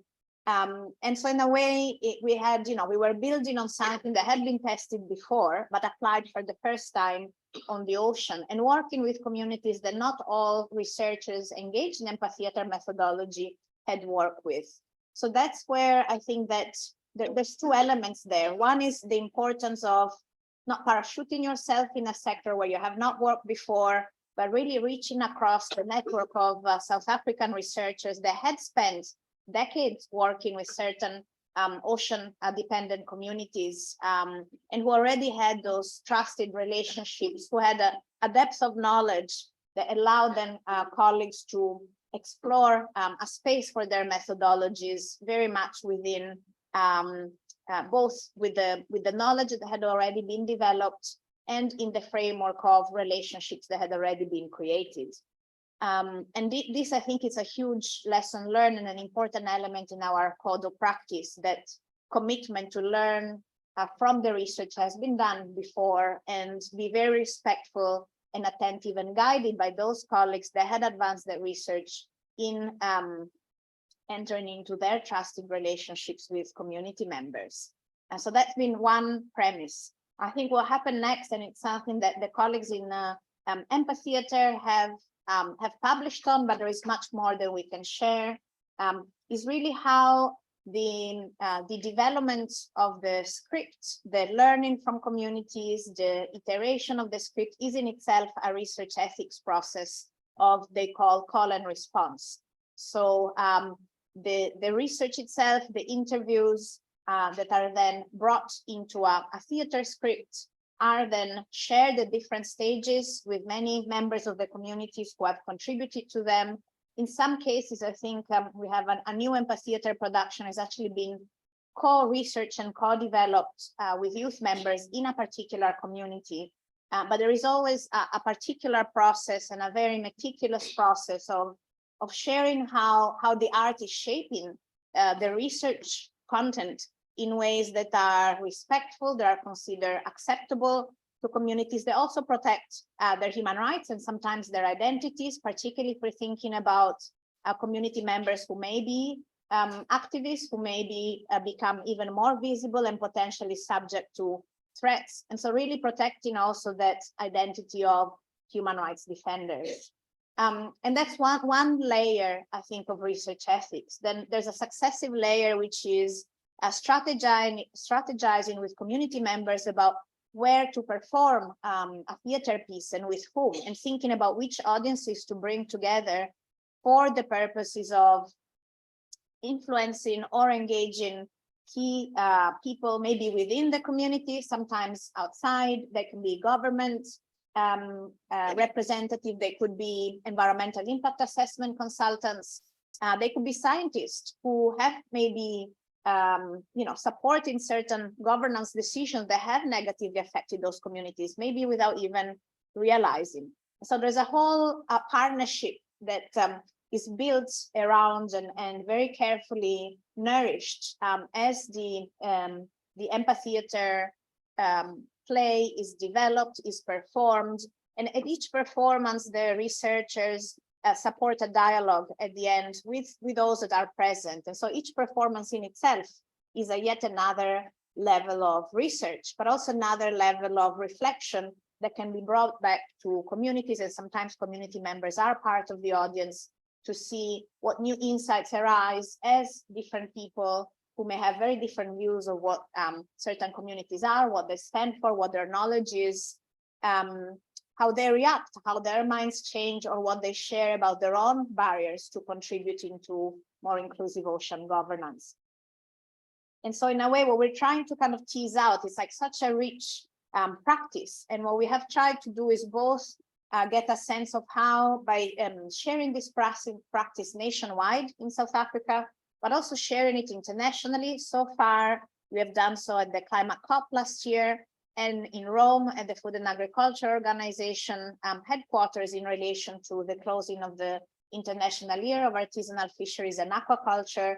We also had that sense of how to make that link between international level of decision-making and local experiences. And what has been one of the things that has been extraordinary, seeing how different audiences from who may never have even been to South Africa before can connect and find a very deep, I think, understanding about something that's very deeply grounded in very particular experiences and knowledge systems and even like vernacular expressions in South Africa. And there is the element of like universality and the particular and addressing very, very tough issues that usually are divisive and almost naturally bring people at opposing ends of the table, instead through a performance that in a way allows you to experience a different worldview and a different understanding through different eyes.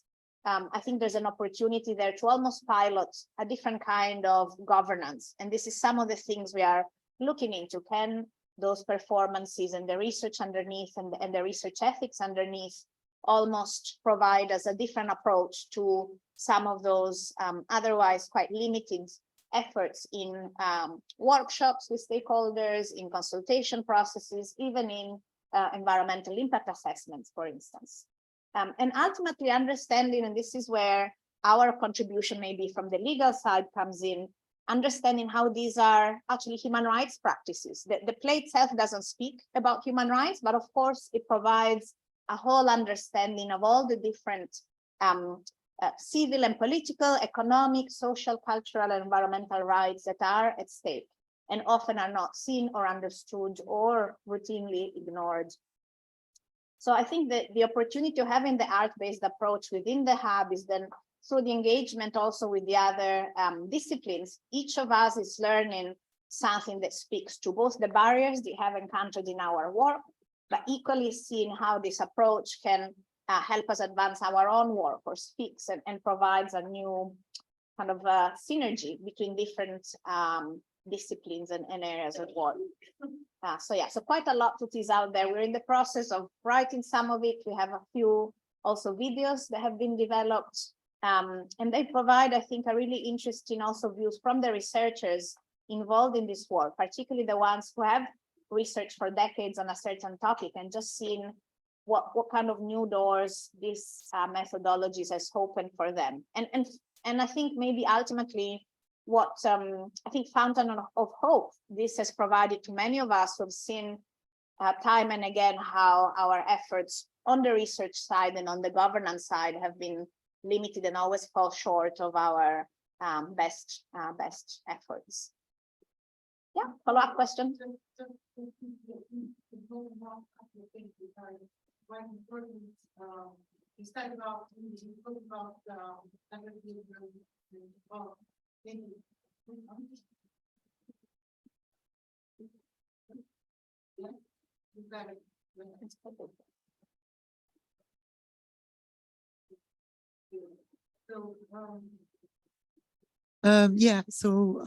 Yeah, you opened up quite a few of things, especially with when you touched on the layering of, so the play by the amphitheater is based on the research. But once it's performed, it's another layer of reflection that self-proliferates into the next layer of research. And then how that influences the governance and the sort of like the understanding of the human rights, what needs to be changed, what needs to be expanded, what needs to be tweaked, what needs to be pushed for.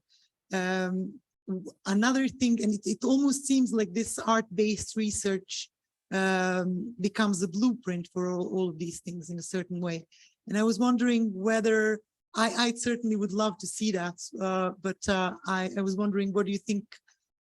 How can that sort of proliferate and change and influence how we do academia? So I would love to see that in the humanities, for example.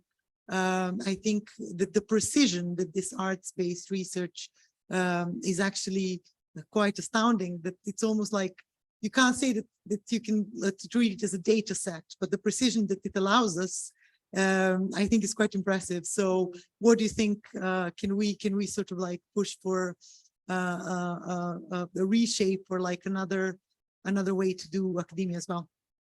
Yeah, no, thanks so much for the follow-up question. And I think there are, again, multiple ways in which these methodologies can help different people in contributing to that inclusive and sustainable ocean governance. So on the research side, and in fact on the learning side, we can even go back to what Sir Jim said at the start, like how do we educate marine engineers, marine scientists, lawyers, and others to already be sensitive and better equipped to understand different knowledge systems and have that respectful and abilities to relate to that. So there have already been examples of universities in the United States, for instance, who have included empathy, and particularly our first performance on the ocean, La Lela Luandle, in their teaching programs. And we are looking at how that can be done across the board. In fact, even within the One Ocean Hub, the very first few performances of La Lela were actually for hub researchers, for all of us to be better understand, what kind of knowledge systems are there, understand our own blind spots, and come together as a group in terms of seeing what our mission was, having a clearer sense of our mission, particularly I think for those researchers which were half, if not the majority, who have never worked closely with communities, who've never had the privilege and also all the challenges of learning directly what a different knowledge system is, what a different knowledge worldview is, what different histories or generation of injustices are like. So that's, I think it's a really important part of it, but it's one direction.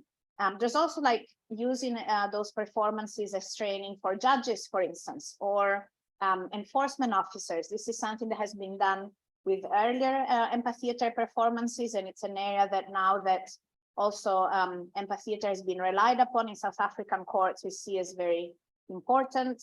And one thing we have discussed, for instance, in Rome in March was how can these methodologies or aspects of it be included in development projects and projects that either the UN is funding or managing, or NGOs who are very much active in marine conservation and working with small-scale fishers.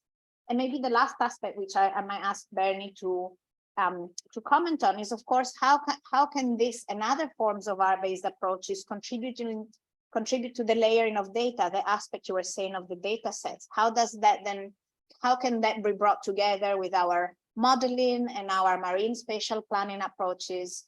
And Bernie, I only know very little about it, so maybe you can jump in on that. I'm just standing here because of so the online can hear us as well. Otherwise, that's why the mic's going around.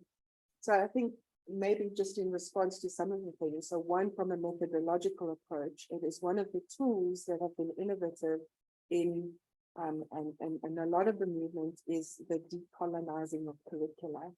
So it is an approach and a process and a research methodology that is very much entrenched in that narrative of decolonizing curricula. And it has played quite a significant part in that in terms of education and where it can go in and where it can move in towards as seeing this integration of different knowledge systems already, as Elisa has mentioned. But then in terms of the pathways and using it in modeling and bringing in the rich data and those data layers in it, and a lot of times qualitative data is used by qualitative scientists and researchers. But what we have found with working through the AB codine process of dynamic development of models, using systems approaches, we use the narratives and the storytelling of experts in their particular field. So whether they're engineers or whether they are fishers, whether they are school teachers, and through their understanding of the system and their understanding of the problems and the issues and solutions, these are then put into different, what we would call trends or over time scales. So have you seen changes over time? There's a deep story in it, but they can tell you that it's been slow or it's been fast or it's been quick. And these then are translated into system dynamics models, which you can then show through visual user interfaces. This is, and it's validated along the way. So it's never underpinned. We can validate and verify with scientific measurements, but we keep on going back and saying, that this is your knowledge, your information. Have we captured it? Has it been understood clearly? Is it reflected? Have we shown it going too fast or too slow, or whatever those changes in the stories may be? And it's a way of bringing these different mental models together, because we all perceive and do things in multiple ways. And so it's a way of modeling these different mental models into how it changes, what the levers are, where do we need to change things, and we've managed to bring it in. And that's one aspect.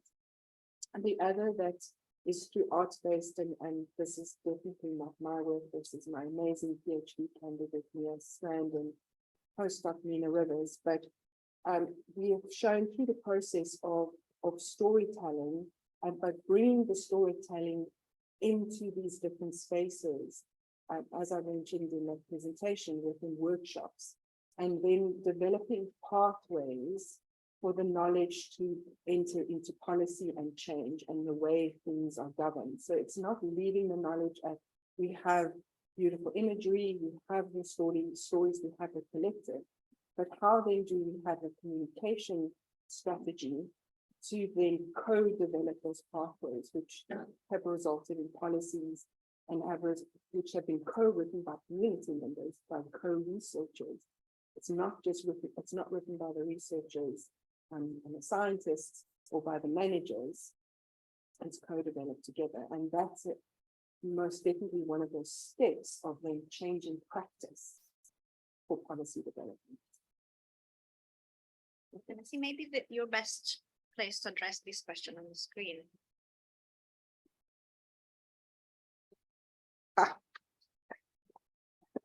Vulnerability assessments. All right, so that's a database that's in development at the moment in time. It's actually based in country and will then be accessible through those different connections once it's fully populated, but we're still undertaking some of that research. I think I was referring to the vulnerability assessments that are being undertaken in Namibia and Ghana. And some of it will feed into the geodatabases.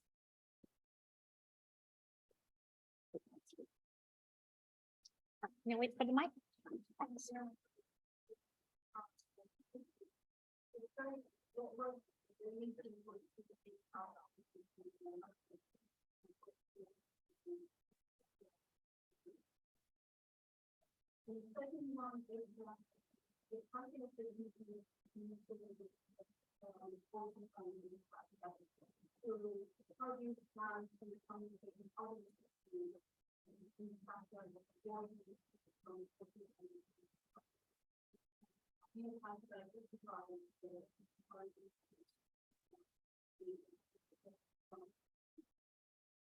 Yeah, thank you so much for those questions. There's a lot of interesting stories. It's almost like a Netflix TV series about how the One Ocean Hub came about and how it survived a lot of unprecedented and unforeseen challenges that explain some of it. So in terms of the choice of countries, I mean, when the call for hubs came up, It was an incredible, I think, funding opportunity, very ambitious, but the time frame was so tight that it would have been impossible to kind of really have a very thorough thinking, well, where in the world could we working? And so what we did was, I think, working with pre-existing partnerships, both from a research ethics perspective, making sure we could come up with maybe a very ambitious and high-risk project, but in the context of areas where colleagues were already familiar with, where they had a depth of knowledge, in many cases going through decades, and so that we could have that deeper understanding of what would be needed as research on the ground and a sense of being able to respond, even if we were developing something of a scale that was quite beyond anyone's imagination at that point, and maybe even today that remains quite a challenge. And so the opportunity of working in South Africa, Namibia, and Ghana came from the researchers that we had. Some of us had already had collaborations with, and we could see how we could come together in a much broader collaboration, so wide that nobody had ever experienced before, but bringing in those kind of clusters of pre-existing partnerships that would allow us to kind of hit the ground running, be as respectful and thorough as we could, and be having in a very short time frame a sufficient sense of developing something that would be responsive to already identified and deeply understood research challenges. When we started, we actually had the hope to work in other 2 countries in the South Pacific, Fiji and Solomon Islands. And again, partners had already worked there. And unfortunately, with the ODA budget cuts that hit us in the middle of the pandemic, we were not able to really start the work that was anyway slanted to start slightly later within the hub. But what we have tried to do is, and we explained it both in terms of sharing the learning internationally so that other countries could benefit from it. And a lot of insights have been captured also in kind of global learning tools that the UN has co-developed with us. We also participate in several kind of international webinars with researchers in other countries, including environmental human rights defenders, and that has provided us throughout a sense of both the relevance of our research for other countries, but also an opportunity for us to hear about challenges in other countries and see whether they speak or shed some light on the issues that we have become more familiar in the context of South Africa, Ghana, and Namibia. And then that collaboration with the regional universities has also been really important to think about how, again, some of the work, some of the issues, some of the joint research can be helpful elsewhere. And in a way, I was really thinking ahead about expanding the research of the hub to other regions and countries, and potentially connecting, even if not with the fully fledged research that we're carrying out, to already ongoing initiatives elsewhere to some extent or other, and hopefully paving the way for maybe deeper collaborations post 2024. And so that leads to your second question. So again, in the initial days of the hub, we had developed a kind of permanent forum to engage with colleagues across Strathclyde that we knew were working in adjacent areas or would have different interests, either in terms of subject matter, working on the oceans, or sometimes methodologies. We were also very keen to keep learning from them as we were moving forward, because I guess for me as a PI, one of the most interesting things has been, again, in a very tight time frame when we set up the hub, was to learn so much already from colleagues across Strathclyde, from the colleagues in the business school, those working on children's rights and elsewhere. Again, due to the combined challenges of the global pandemic and the budget cuts, that bit unfortunately fell through the cracks. And I think today is the opportunity for us to kind of reestablish communications and discuss with colleagues where there may be interest, and then actually discuss with you what would be the most helpful way for us to have that ongoing dialogue now about collaborations. Yeah, so there's another question on the screen, in fact, 2. So the first one is, does the One Ocean Hub, do the One Ocean Hub and UNITAR have links with the Caribbean? So the person online, who I don't know what it is, but is saying, my research involves seascape studies through the performance arts of my Garifuna culture in Honduras, Guatemala, Belize, and Nicaragua. So really fascinating research. We have our colleague from the University of West Indies with us, Alana Lancaster. So maybe I invite you here to the podium. But I'll just say that we have from the start hoped to remain engaged with colleagues in the Caribbean, not only at the University of West Indies, but in the broader region. I think, again, because of those challenges with the global pandemic and the budget cuts, it had been very difficult for us to keep all these activities going. We had to kind of narrow our focus to keep our core work ongoing. But I do think we still have very much an opportunity, particularly with Alana's leadership and support, to explore where the current research may speak to other research ongoing in the region. And we had a broader conversation with University of West Indies about supporting the development of their new center on the blue economy. And very much we're in a phase now of seeing how we can expand that partnership at this point, see what may be relevant from the work done elsewhere in the hub that very much may seem important and helpful in the context of the ongoing research that's going ahead elsewhere in the Caribbean. So I don't know, Alana, if you want to add anything here, maybe speak also a bit about your own role in the hub and your own research. I think would be really interesting. You had quite a key role in keeping that hope of contributing also to Caribbean ocean governance, but with limited capacity so far, although hopefully that can change in the future. Oh, definitely. I just speak, okay? Yes, thank you. And it's such a pleasure to be here, especially after so many years. Certainly, with respect to work in the Caribbean, unfortunately, though we have not had a small critical mass and have had experienced quite a few issues.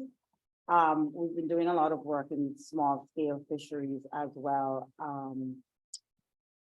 as human rights, including of women, indigenous persons, and other vulnerable groups. Certainly, one of the areas that is under research in the Caribbean, as the person would have highlighted, is that of indigenous persons, because most Caribbean countries do not still retain populations of indigenous persons, with Belize being one of the main, Belize, Guyana, St. Vincent and the Grenadines, and the Commonwealth of Dominica being the main loci of indigenous persons. And Belize is, and Suriname, which is for some purposes considered part of the Caribbean. Belize is also very blessed because they have both the Mayan indigenous persons as well as the Garifuna, who have links to St. Vincent and the Grenadines. And I think this is an area where, while there's not a lot of work been done in specifically on indigenous persons, there's been quite a bit of work that is now being done in fisheries. So this is perhaps what I'm a long way about of saying is there's potentially a research gap there which needs to be bridged. Sorry. As you mentioned, the Center of Oceanography at the University of West Indies is spread over 5 campuses, and our newest campus, the campus in Antigua and Barbuda, is in process of launching. And I think has gone along with launching the Center of Geography and Oceanography and the Blue Economy. And recently, so my campus on the Faculty of Law, we have also launched, well, we haven't launched it yet, it'll be launched in October when I get back from leave. The center, the unit for environmental science, environmental law, ocean governance, and climate justice. And the aim is to provide, I suppose if you want to look at it, the legal part of support to the center. But I think based on my interaction with the hub, I envision it being just not legal, because obviously these are not strictly legal issues. This has been another I guess, benefit of working with the hub is that lawyers, especially lawyers, and I myself, my second career is law, so maybe I see it a bit differently, but law in general tends to be a very siloed profession in the Caribbean. And many legal issues, especially when we're looking at around the ocean, are interdisciplinary by their nature and require a bottom-up approach or collaborative approach. I think, for example, fisheries has mainly been managed by command and control, and we are not really anywhere further. And I think rapidly, not only by the work we've been doing, but we also have a Center for Environmental Science and Natural Resources, CERN. Can't remember if that's the right long name. They've been working a lot with communities because there's now the recognition that we need to work with communities as opposed to imposing regulation. So I'll stop there. Thank you so much. And sorry for calling you out of the blue, but that's how we roll. Yes, definitely. But so just to say it and to kind of like complement what Alana said, so far within the hub, we've been able to explore with Alana, both mainly looking from the legal lens, the relevance of some of the work across the hub in terms of human rights and the ocean, with Alana's understanding of the gaps in the region. But of course, we were hoping, and now it's the time to look at what else has flourished within the hub that might respond to already identified needs, either in the University of West Indies or the broader Caribbean region, and collaborate in expanding our work there. So we very much welcome. I'm sorry I couldn't see your name or affiliation on the screen, but please do get in touch. We'd love to hear about your work and possibly explore working together in the future. And maybe just to say also, if you are interested in comparing across creative approaches to research, particularly for Indigenous peoples' human rights and respectfully connecting to their knowledge system, we have a series of events planned at World Oceans Week in New York, very much sharing these practices. So in the off chance that some of our colleagues online or in this room are going to be in New York anyway, we hope they will see you at our events, and we'll share details in the chat maybe later. So I see there's a few other questions. So another one is, can you expand on the hub scope and engagement in Ghana or generally West Africa? We certainly can. I think Bernie has been there most recently, so maybe I'll let her explain more. We have a few other colleagues here in the room who have contributed to work in Ghana. So it's quite, again, a variety of ocean issues. And we're trying to both bring together, maybe for the first time, quite an interdisciplinary approach that hasn't been attempted before. There's been prior research in Ghana on declining fisheries, and many of our researchers that have advanced fisheries science in Ghana have given us even more worrying indications of how bad this problem is. But we also understand that so far there haven't been necessarily, in addition to raising this alarm, offers of solutions that can really take into account the broader set of human values and dependencies around fisheries, and very much looking at the socioeconomic needs of particularly small-scale fishers, which were also portrayed in some of the videos we shared. And crucially, one area that we see falling through the cracks actually across all the countries we work in is the cultural rights and the cultural heritage. And again, that knowledge that is embodied in cultural heritage that may contribute to finding, I think, more rounded solution to how to address the decline in fisheries. So there's been quite a lot of work across, and we're still exploring, in fact, how to best integrate not only our findings, which I think we may be seeing coming, but rather also our methods to bring the most kind of cutting edge understanding from the fisheries sciences, from the social sciences, and from the legal side. And we are engaging with stakeholders from across these areas of expertise to all have them sit at the same table and look at declining fisheries as a matter that is of utmost concern, even to some departments of government that may not see it as crucial to their mandate, such as maybe the Ministry of Justice or the institutions on gender equality or children. So I don't know, maybe Bernie, you can expand. Yeah, I think you mentioned quite a lot of it, but one of the things that have emerged is also the influence of different countries. So the regional approach and some of the decisions that are being made. So a very small decision could be a closed season in one country, but then they migrate to the other countries where it's not, and then they follow the fish. And so the timing of a closed season, for example, is a small little story to show why it's really important to show the connectivity and integrate as well, particularly the resources that are not uniquely bounded in a space. But one of the things that we have learned is not only the migration and the integration of knowledge and data and finding different mechanisms and tools to do this, but what we have seen is an emerging disconnect between different decision-making bodies or processes.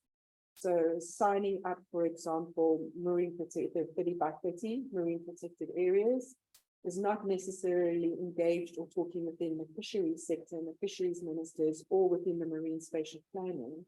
So governments are signing up to address many of these things like 30 by 30 or ascribing to MSP Global, but many of them are not actually talking to one another, even from a research perspective, from bottom up, and integrating the work around these different mechanisms and tools to ensure that there are effective fisheries, that there's sustainability, sustainable environments, protection of cultural and livelihoods are in place.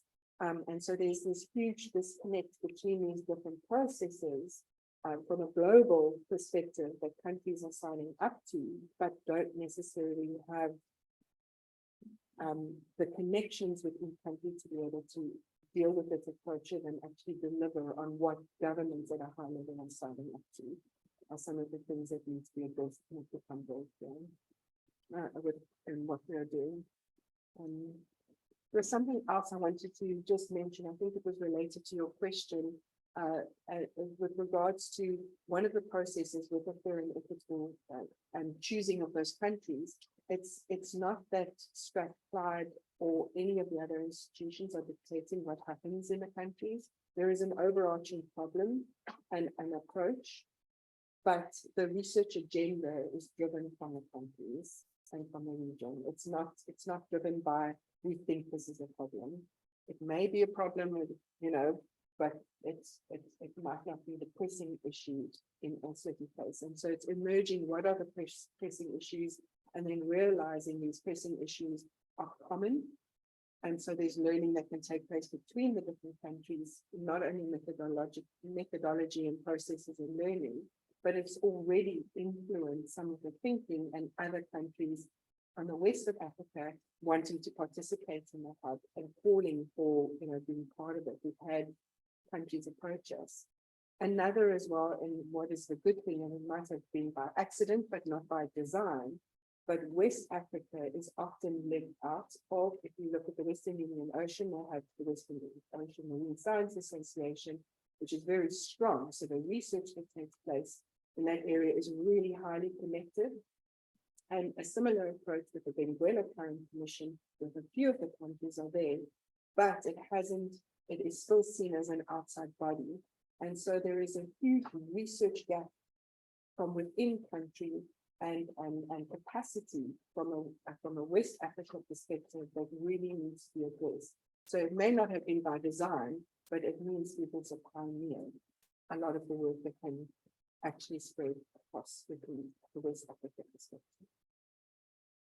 Thanks so much. I see the time. I think this is us running out of time for this section. I hope we have answered all the questions that were there online.